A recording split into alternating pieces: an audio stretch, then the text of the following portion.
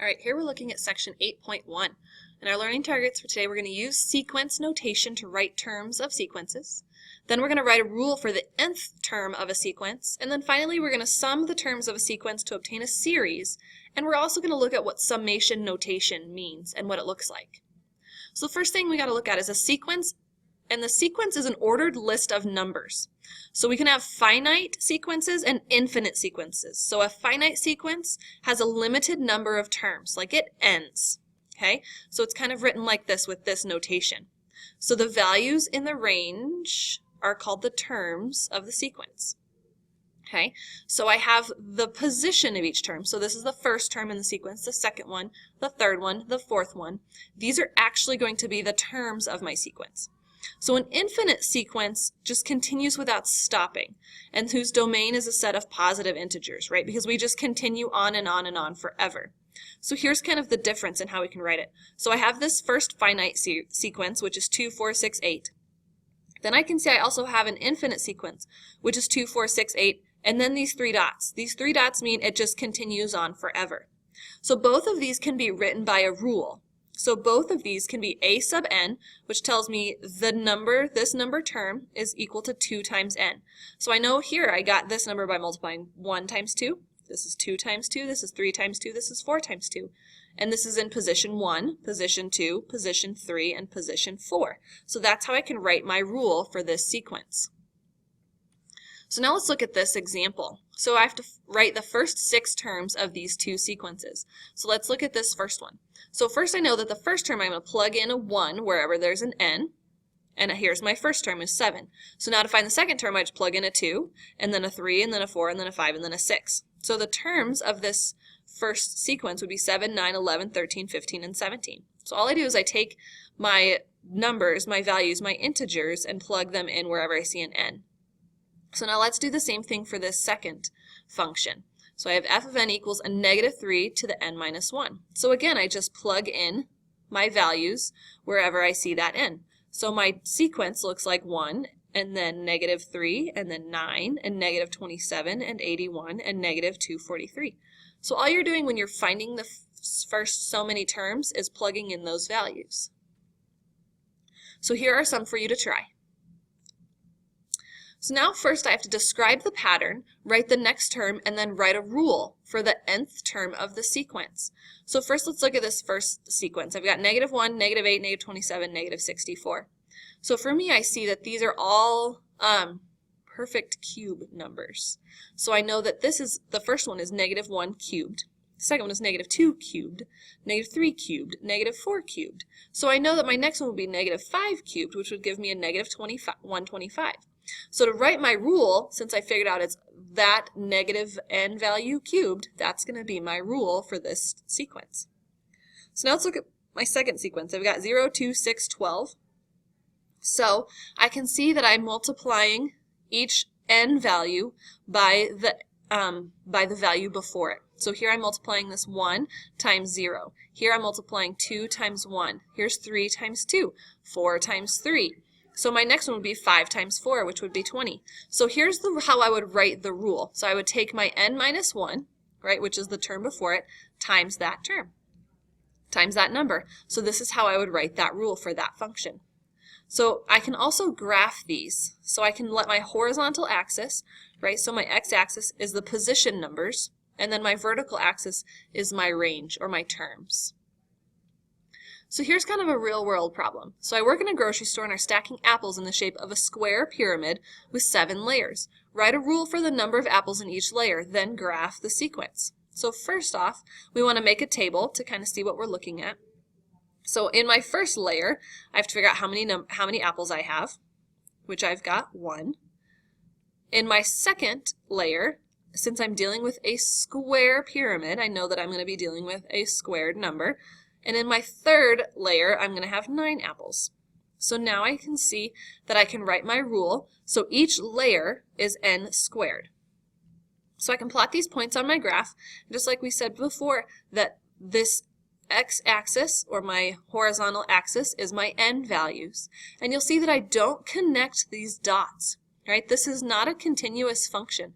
This is a discrete function because there's no values in between here. I can't have a 4.5 layer or a 5.5 layer or a 5 1/3 layer. I can only have 1, 2, 3, those integer layers. So here in my graph, I do not connect my dots. So here's my graph for these stacks of apples. So there we're good. So here I want you to look at describing the pattern, try and figure out if you can find out what the pattern is, and then write your rule for that pattern. So now we're looking at series and some summation notation. So a series is when I add all of my terms together in that sequence. That's a series. So I can have a finite series, just like I had that finite sequence, which would be 2 plus 4 plus 6 plus 8. I can also have an infinite series where I had my infinite sequence. So I can use my summation notation to write this series. So here's how I would write this. So this is sigma. This big E is sigma. That's my Greek letter. So this is also sigma notation. So I see here down at the bottom, I start at an n value of 1. And here for my finite series, I end at an n value of 4 for my fourth term. So in order to find that, right, this was the equation that we came up with for that pattern. So for my infinite series, again, I start at 1, but I go to infinity, and my pattern was the same, right? I multiply each n value times 2. So that's how we can write our summation notation, and this is how we can use our sigma as well.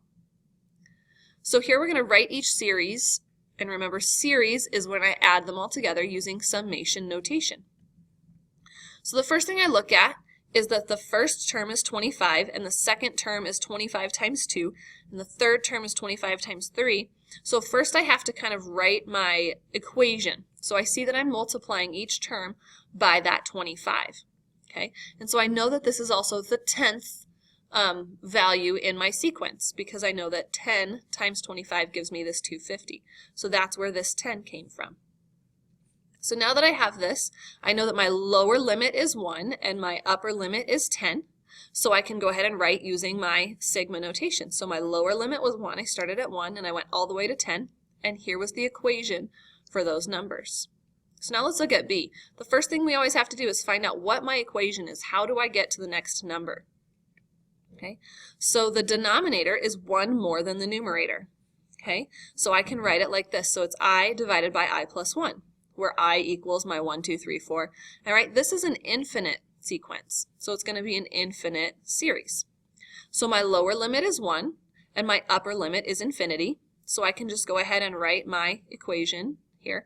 Right, this is the formula, the equation of how I get each term if I start at 1 and I go to infinity. So now I want you to try these couple and see how you do. So now here we're taking our summation notation and we're actually finding the sum. So here I see I'm starting at 4 and I'm ending at 8, and here's the equation of how I get my values.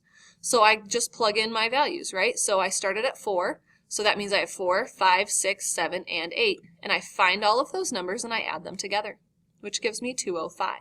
So we always want to look at where do I start and what number do I end with, and then I can write out everything that I'm looking at. So here are some formulas for some special series. So when I have n terms of 1, right, so I can go from 1 to n of 1 equals n. So the sum of the first n positive integers, right, positive would be like 2, 4, 6, 8, and you can tell however many you want to do. Here's my special formula that I use for that one. And I can also have the sum of squares of my first n positive integers, and that's just kind of written like this. So these are just some special ones that you'll use occasionally, so you'll probably need to keep those around. Okay, so now we're looking back at kind of that example 3, right? We looked at the square pyramid that we were making with those apples, and now we're asked how many apples are in that stack. So I know that my series was given by I squared, where I was 1 through 7, right? Because I was told I have 7 layers of apples. So using that summation notation and my formula from that last page, I can solve and simplify from here. Okay, so I've got 7 times 7 plus 1 times 2 times 7 plus 1 over 6. So I have 140 apples in that. If you don't remember this formula, that's okay, because I can still use my summation notation right here and get the same thing. I would just do 1 squared plus 2 squared plus 3 squared plus 4 squared plus 5 squared plus 6 squared plus 7 squared, and I would end up with the same value. So now here are some where I want you to try them, and if you can recognize this as one of our special ones, great, and if not, it'll work out the same way either way. So back to our learning targets. First, we used sequence notation to write the terms of sequences. Then we were able to write a rule for the nth term of a sequence, and this is going to be a big one. First, we always have to figure out what am I doing, and then how can I write it in terms of n. And then thirdly, we summed the terms of a sequence to get a series, and we used that summation notation, and we used our sigma as well. So now that we've gone through these learning targets, go ahead and work on your homework for 8.1.